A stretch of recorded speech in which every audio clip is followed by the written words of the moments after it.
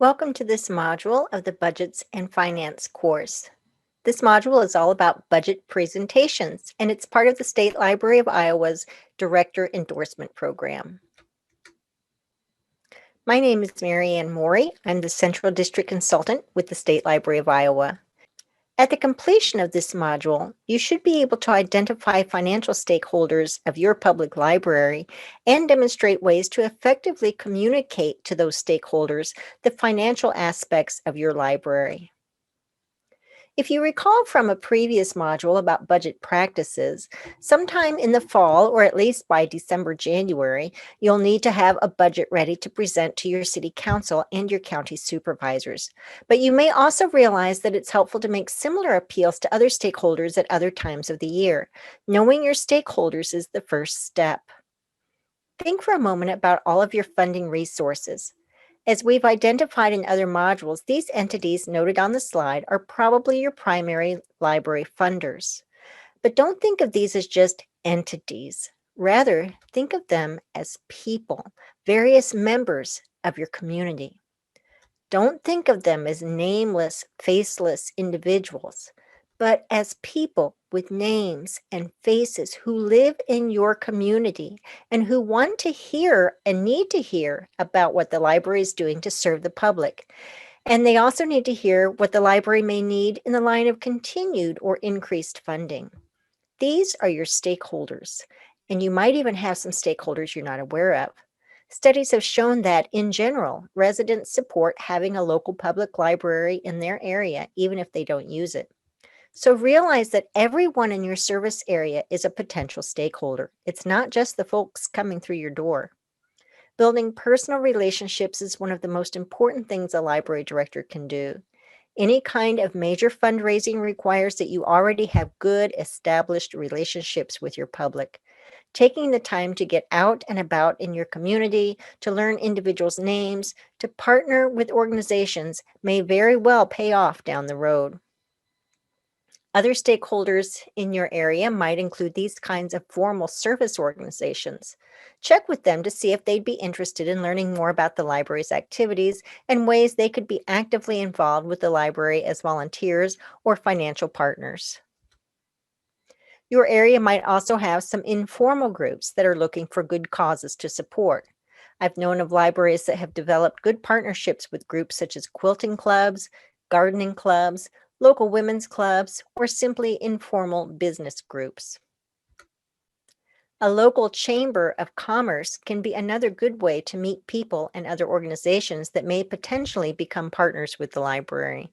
Since most chambers have a goal of improving their communities, the library is a logical partner for them. Some libraries host chamber meetings, and many times local businesses are happy to contribute towards special needs of the library. There might also be ways for the library's services to be offered through a local business, for instance, providing early childhood literacy information and materials at a local pediatrician's office. You might not realize it yet, but your community may have that special someone who is wondering what to do with assets in the future and looking for a way to make a positive, lasting difference in the community. That person might appreciate hearing the needs and opportunities the library has. Remember that stakeholders aren't only those people or organizations with money. Stakeholders are the people you can turn to for help, as in volunteer power, when you need it.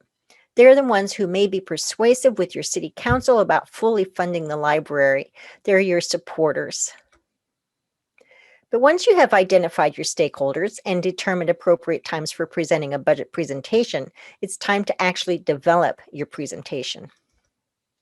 The American Library Association has some good resources on its website about budget presentations. The first item on this list is fundamental. The best budgets are always tied to the best spending plans. Instead of just asking for more, budget presentations must tie performance and justification to requests for increases. Several years ago, OCLC oversaw a community awareness campaign called Geek the Library that was designed to highlight the role of public libraries and raise awareness about funding issues many libraries face. The campaign was a research project that resulted in a publication titled from Awareness to Funding, a study of library support in America. I mentioned this campaign for a couple of reasons. First, because it was piloted in only 2 states, one of which was Iowa. And second, because this campaign led people to be more willing to fund the library and to take action to advocate for the library. Geek the Library went on to be offered nationally after the pilot program ended. I encourage you to take a look at the resulting work from this campaign as published in the complete report. You can see here the gist of Geek the Library, where geek was defined as a verb. Access the link on the top banner to see more information about this initiative. As I said, after a very successful pilot program, Geek the Library was offered nationwide. A library director in New York summarized the success of the Geek initiative by saying this: Geek the Library resonated so well because it is a progressive awareness campaign that leads up to what we all need to do, which is ask for support. At some point, you have to say, look, we really need your support. Remember that this is the ultimate purpose of your budget presentation, to tell your stakeholders that we really need your support. Many people mistakenly think libraries are funded through state or federal dollars. Geek the Library helped bust those myths. These may be the myths that you'll still need to clarify with your stakeholders.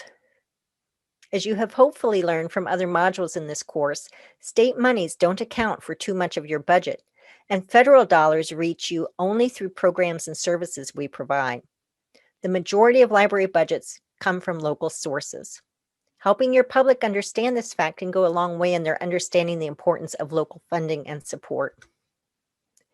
In 2013, the Public Library Association published a product of emerging leaders that was all about library campaigns that made a difference. The ideas in this publication can be inspiring, and it's readily available online. One of those successful campaigns was from New York Public Library.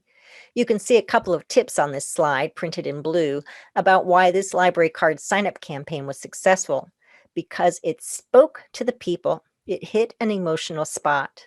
And because the library got creative with what they had that is unique about its community and the people served.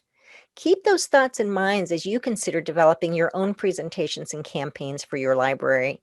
And realize that both those tips apply to all sized libraries, not just the great big ones like New York Public, but all the way down to our smallest A-sized libraries here in Iowa.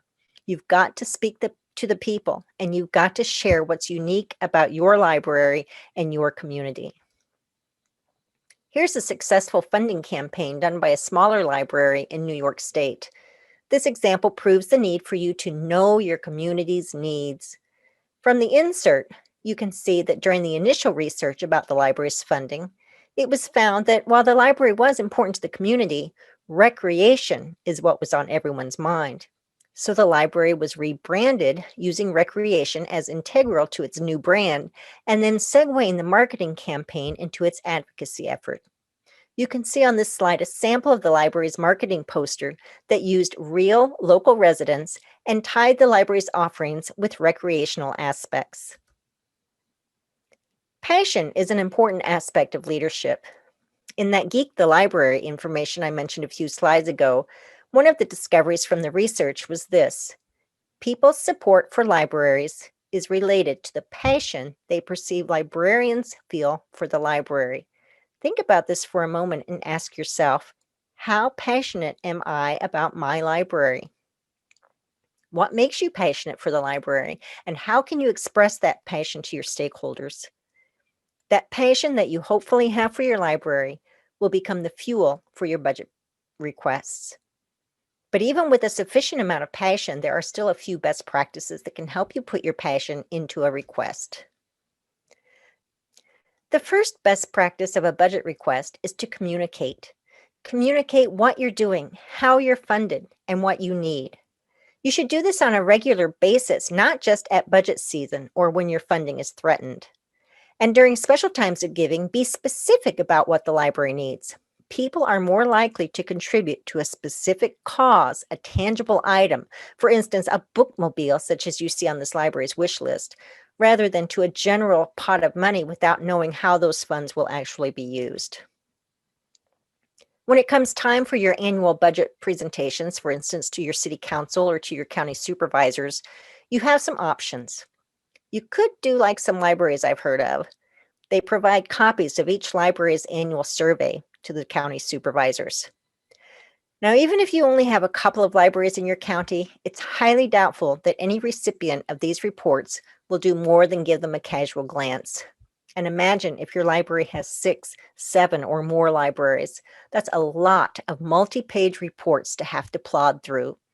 While the information contained in the reports is good, it will probably go unread and consequently be lost on your intended recipients. I don't recommend this kind of presentation unless your audience specifically asks for more detailed information. Also, remember that numbers without context are meaningless.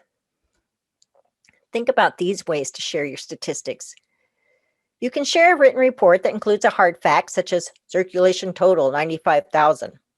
You'll have to hope that someone will read that information and understand what circulation means and be able to contextualize the number 95,000 to know if that's a good figure or a less than stellar figure.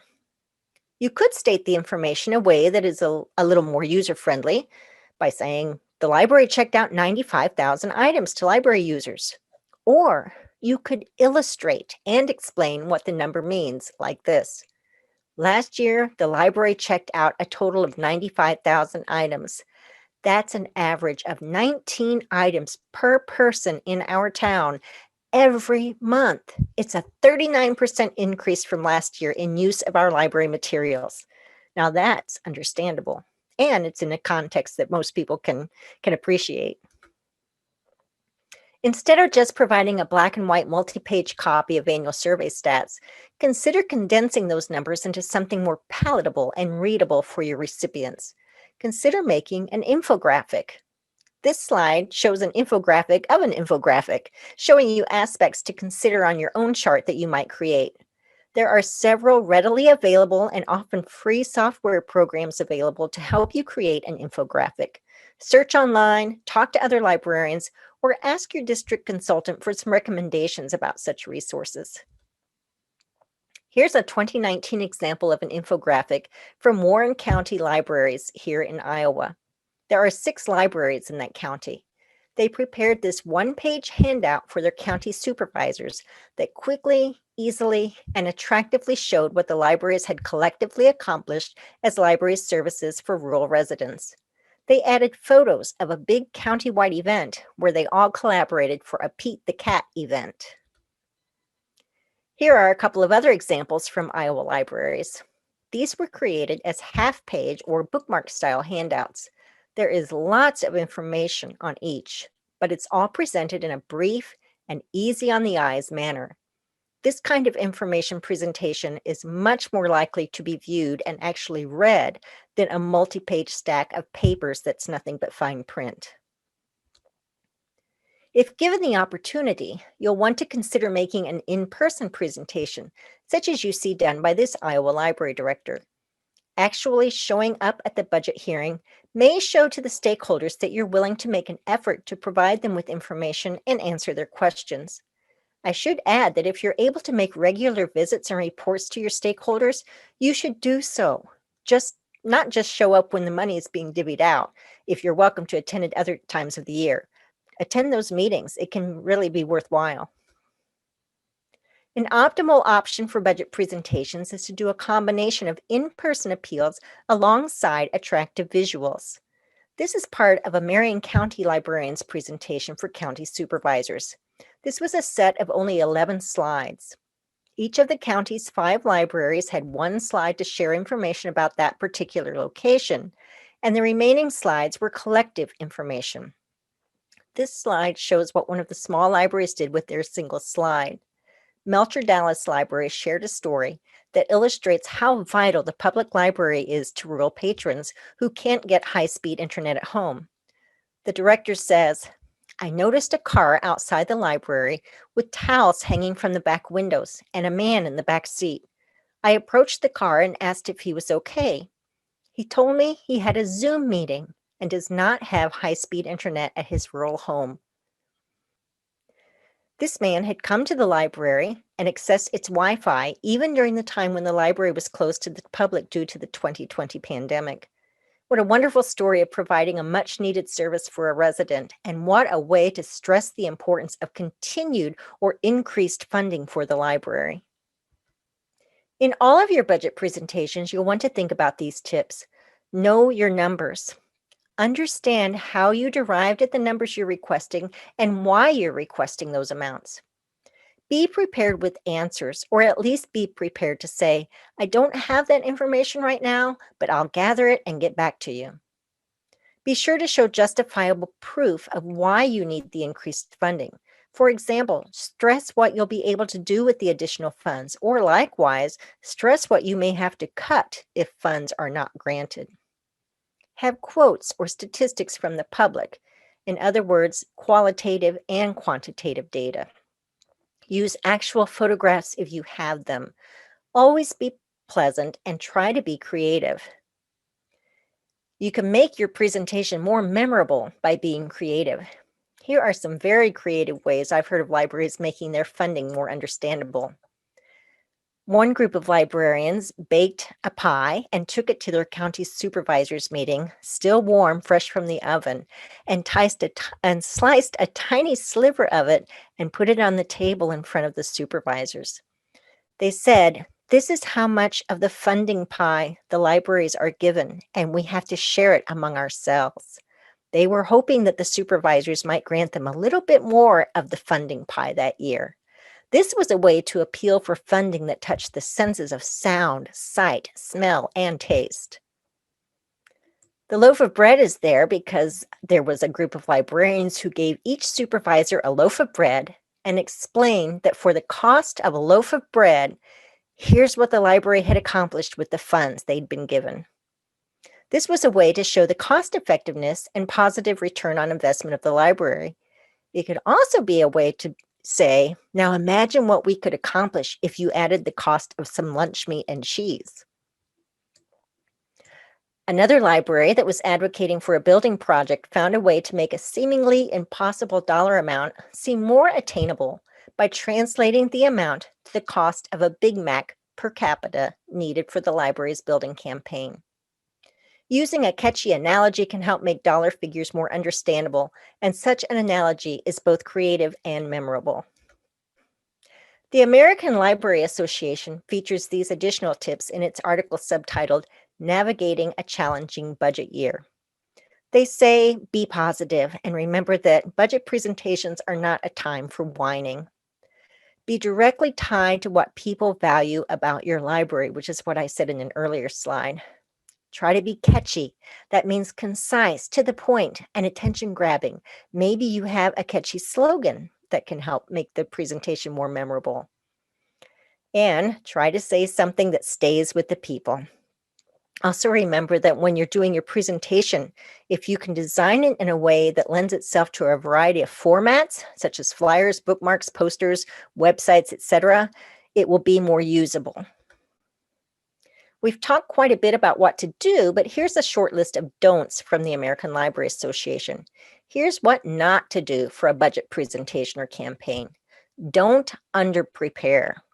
Remember when we said earlier, you've got to have reasons and justifications for your budget requests. Don't avoid answering questions or fake an answer. Be as transparent as possible. But while you want to be transparent, you also don't want to get pinned in a corner or be confrontational. You can find more tips on ALA's website from this article titled Making Budget Presentations. If you want the public to regularly support your library, you'll need to make it as easy as possible for them to do so. If there's any way you can arrange for online giving, that seems to often be more effective than asking people to go to the trouble of writing a check, putting it in an envelope, finding a stamp, and dropping the donation in the mailbox. Those are a lot of steps, and each step is an opportunity for the potential donor to rethink or procrastinate the giving. Many libraries are now posting information directly on their website about how to support the library through financial means. Here's an example from Sioux City Library in Iowa. Other libraries target their friends or foundation groups for online giving, such as this library in Independence, Iowa has done. There are resources available to assist you with your budget questions and concerns. Here are some common contacts which we've shared in previous modules. Remember that it often takes a lot of stakeholders to fund and support your library. Identifying those stakeholders, developing positive relationships with them, and presenting successful budget appeals can all contribute toward the financial success of your library. This concludes our module about budget presentations.